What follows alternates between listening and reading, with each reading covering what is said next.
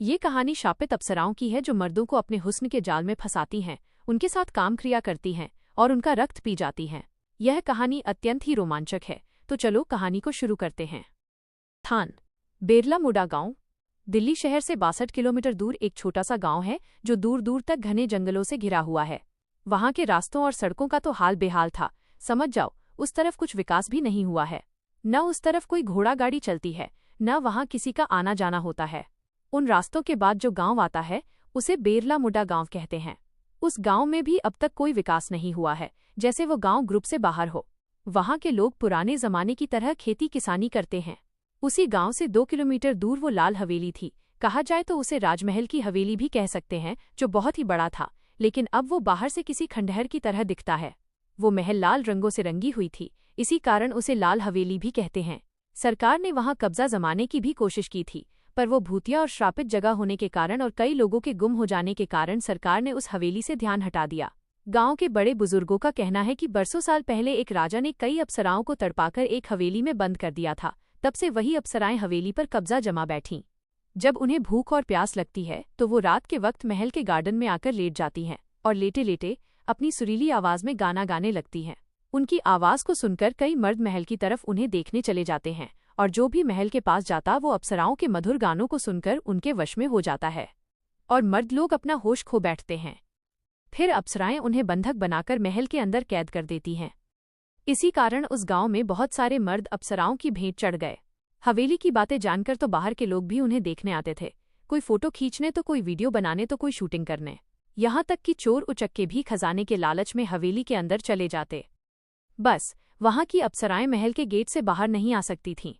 इस कारण वो अप्सराएं मर्दों पर अपने जादू बिखेर कर बुलाती थीं। अब तक 100 से ज्यादा लोग भी शिकार बन चुके हैं। अंदर क्या होता है ये किसी को नहीं पता। जो भी हवेली में जाता है वो लौटकर नहीं आता।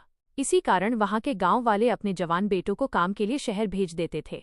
अगर वो गांव वाले उस गांव को ही छोड़ देते तो उन्हें रहने की जगह ही नहीं मिलती, साथ में उनके खेत खलिहान को भी हड़प लेते। इस कारण वहां के लोगों ने अपना गांव नहीं छोड़ा। बाहर से आने वाले लोगों को भी गांव वाले समझाते थे, पर उनकी बातों का असर शहर वालों पर नहीं पड़ता था।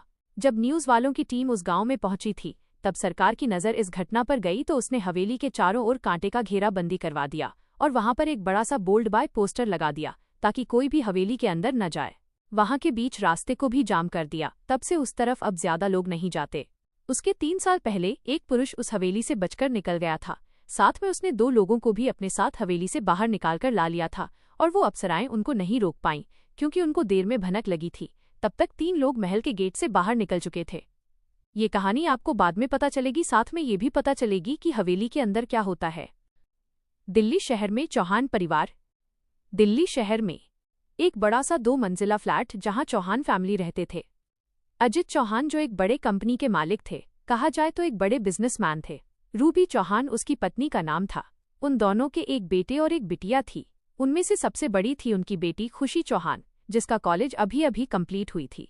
खुशी के छोटे भाई का नाम था राज चौहान, जो इंजीनियरिंग कॉलेज का स्टूडेंट था। वो सब चारों लंच टेबल पर बैठकर भोजन कर रहे थे।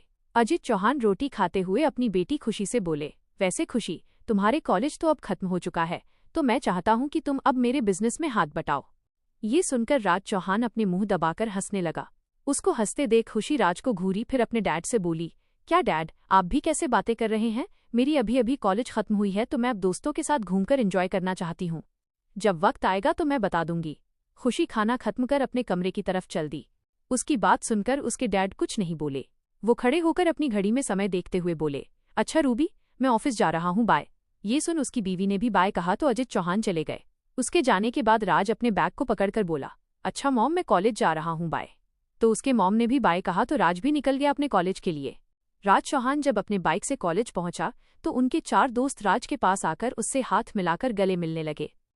राज के दोस्तों को जब भी छुट्टी मिलती तो वो भूतिया जगहों की तलाश करते ताकि यूट्यूब पर वीडियो बनाकर अपलोड कर सकें।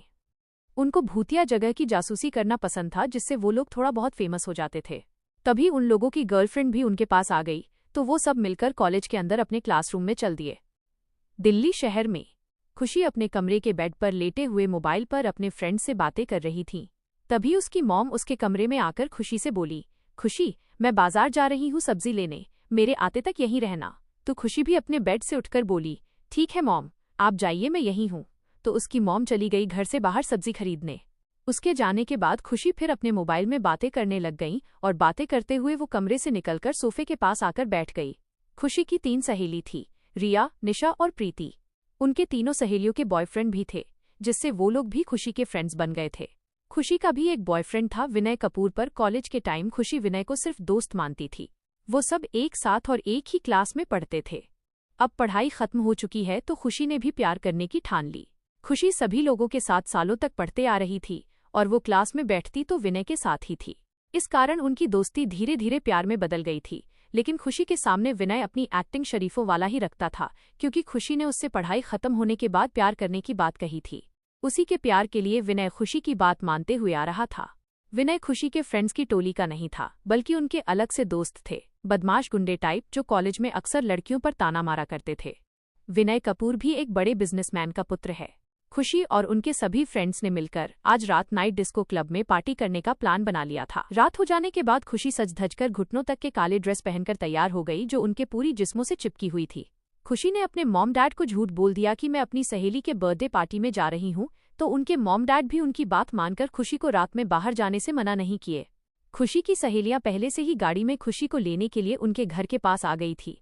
फिर फोन करके खुशी को घर से बाहर बुलाई तो खुशी भी तैयार होकर घर से बाहर निकल गई। वह अपनी कार को छोड़ अपनी 3 सहेलियों के साथ ही 2 एक्टिवा में निकल गई दिल्ली शहर के सबसे बड़े बार में, जहां सब शराब पीकर डिस्को क्लब में डांस करते हैं तो दूसरे तरफ पैसों और सट्टेबाजी का भी खेल चलता है। खुशी अपनी सहेली रिया के साथ उनके एक्टिवा में बैठी हुई थी। गाड़ी को रिया सड़क पर दौड़ा रही थी तो दूसरे एक्टिवा में निशा और प्रीति बैठे हुए थे। उनकी गाड़ी को निशा चला रही थी। रिया मिरर में खुशी का हुलिया देखकर बोली, अरे वाह खुशी, आज तो बहुत लाजवाब लग रही हो। लगता है विनय को खुश करने का तरीका अपना रही हो। कॉलेज के टाइम तो तुमने उसे कोई भाव ही नहीं दिया, लेकिन अब तुम्हारे प्यार करने की बारी आ ही गई। पर तुम फिक्र मत करो, देखना तुम्हारी खूबसूरती देखकर तो विनय खुद ही खुश हो जाएगा।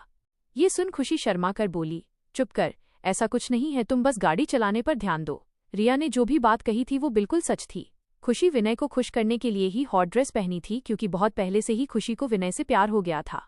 अब वो उसे नहीं तड़पाना चाहती थी। वो यही सोच में मग्न थी कि वो चारों म्यूजिकम बार में पहुंच गईं, जो बाहर से कलर लाइटों से चमक रहा था।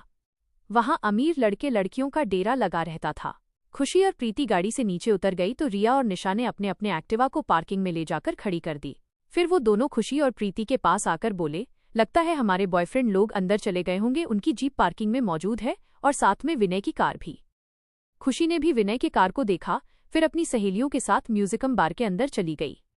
म्यूजिकम बार के अंदर भीड़ थी। वहां सब अमीर घराने के लड़के लड़कियां शराब के नशे में डांस कर रहे थे। जोरों शोरों से म्यूजिक चल रही थी और डिस्को लाइटें जल रही थी। कोई शराब पीते हुए स्टेज पर डांस कर रही हॉट लड़कियों को देख रहे थे। वो म्यूजिकम बार बहुत ही बड़ा था। उसके दूसरे तरफ के रूम में गुपचुप तरीके से सट्टेबाजी का खेल चल रहा था। जिनके पास लाखों रुपए होते थे उन्हें अंदर जाने दिया जाता था और जिनके पास सिर्फ 1000 रुपए होते थे उन्हें गार्ड लोग बाहर कर देते थे। अंदर चप्पे चप्पे पर तगड़े गार्ड तैनात थे। वहां पैसों के साथ साथ हीरा और सोने की भी लेन देन होती थी। सट्टे वाले रूम में जाने से पहले उनकी पूछताछ और सबकी चेकिंग होती थी। वो लोग पुलिस वालों को खबर नहीं लगने देते थे। खुशी की सहेलियां बार के अंदर आने के बाद अपने अपने बॉयफ्रेंड के पास चली गई, जो स्टेज पर डांस कर रहे थे। खुशी वहीं पर खड़ी एक नज़र वहां के नज़ारे को देखी तो उसे सब लोगों को नशे में देख थोड़ी हैरानी तो हुई, क्योंकि वो पहली बार इस बार में आई थी। वो अकेली खड़ी यही सोच में मग्न थी। तभी उसकी कमर को पीछे से किसी ने पकड़ लिया तो वो चौंक कर तुरंत पीछे पलट कर देखी तो उसके पीछे मुस्कुराता हुआ विनय खड़ा था, जो थोड़े शराब के नशे में चूर था। खुशी उसे देखकर बोली, थैंक गॉड विनय तुम, मैं तो डर गई थी। ये सुनकर विनय खुशी को पकड़कर डांस स्टेज पर ले गया और सब लोगों के साथ मिलकर डांस करने लगा।